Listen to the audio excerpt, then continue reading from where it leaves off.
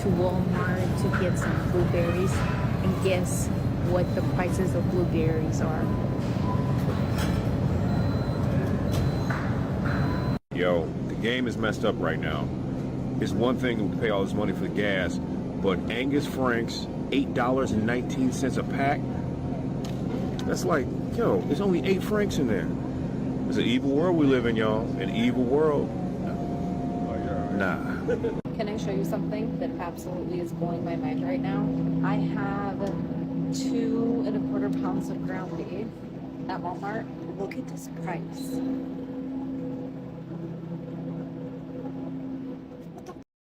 There's no reason for foil to be this expensive. This is at Sam's Club. No goddamn reason for this. There's no reason. This shit better hop out the box and wrap itself for $25 and $30. It's a sad day when $150 of groceries is less than your front seat, passenger seat. Ugh. Gotta be smoking crack, because I don't care how giant of a size it is. $9.49 and Raisin Bran, or $9.99 the regular price. Special K, $8.49. Who in the f is 3 Wishes, $8.99. Hell, even the signature cornflakes is $5.49. What kind of is this? We are told every single week that the economy is resilient, inflation is cooling, and the official numbers are stabilizing. Yet, millions of working-class families walk into a local supermarket and face total financial whiplash. You are standing at a self-checkout counter, looking at a few basic bags of eggs, milk and fruit, and watching the register tick past $100. There is a massive disconnect between the corporate economic data and the reality of the American dinner table. Today, we're looking at how everyday people are managing the retail food crisis, comparing what things cost today versus a generation ago, and examining the real human cost of a food system that feels increasingly broken. I walked into the grocery store and somehow managed to walk out spending $87. For what? I bought eggs, meat, coffee creamer, and some fruit, like basic stuff.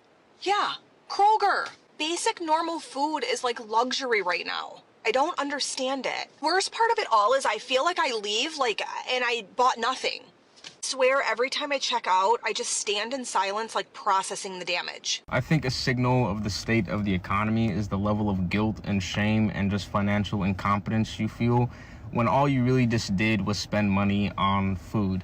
Peace. I'm not even buying fancy food anymore. Like, I'm buying normal people food. Eggs, chicken, fruit. Oh my gosh.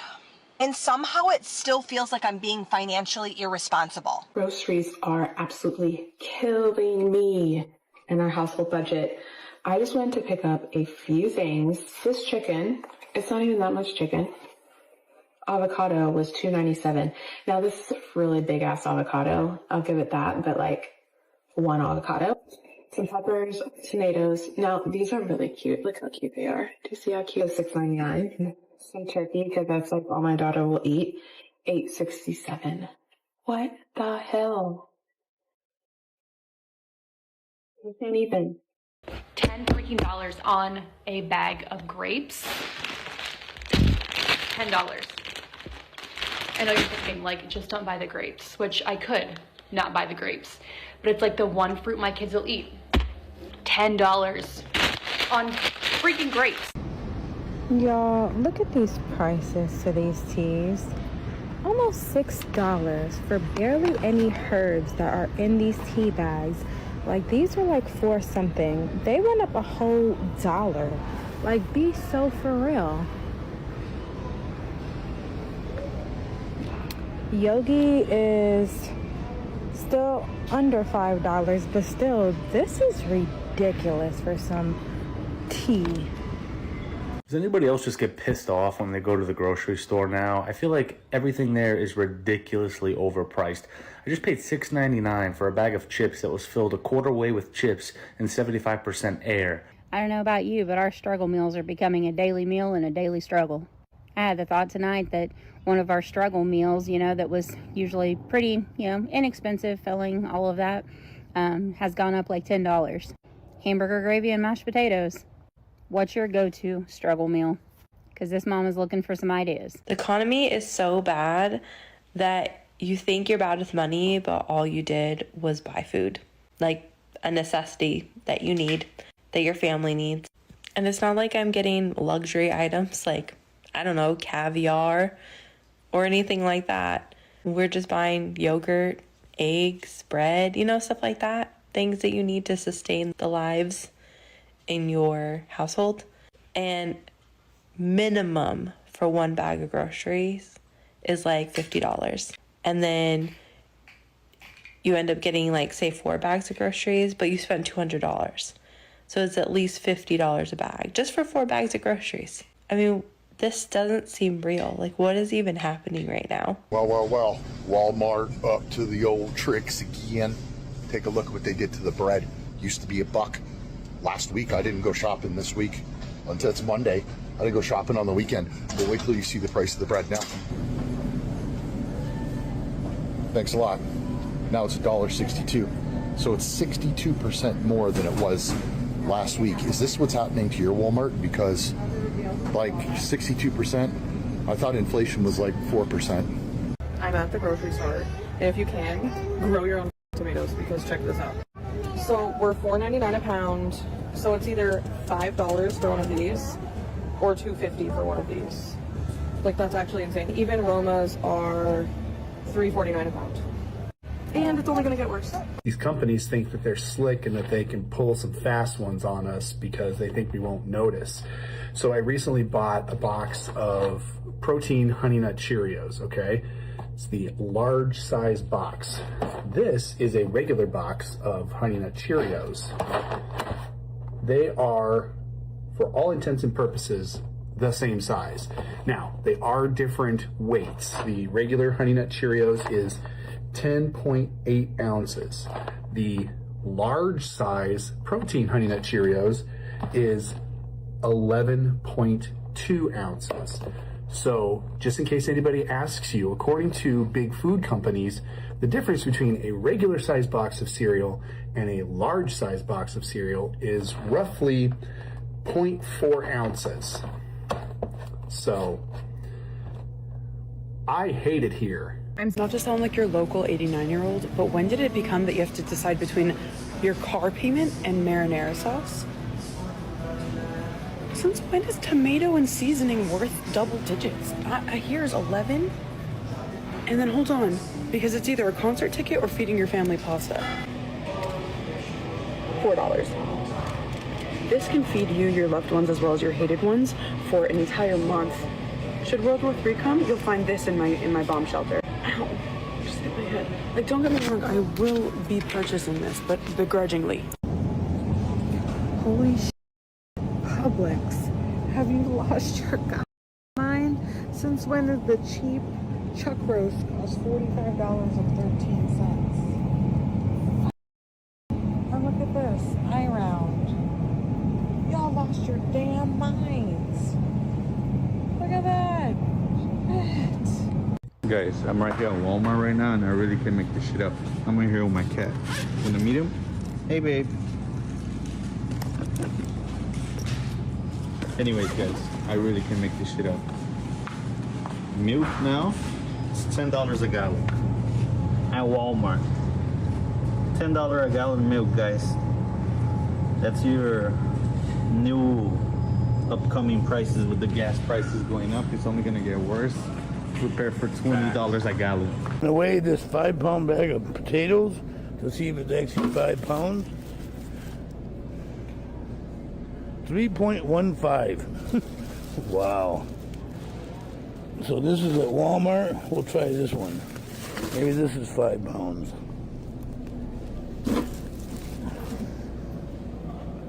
3.49. 5-pound bag of potatoes. See if we can find a 5-pounder. Wow. Explain this one to me. I come to the grocery store to get a few cleaning supplies and maybe 3 or 4 food type items.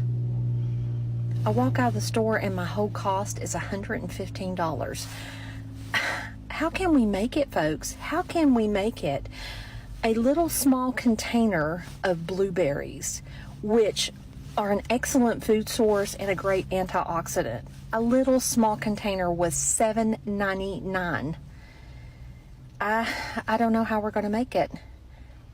I don't know. I know they lying. $13.99 for a goddamn watermelon. I know they lying.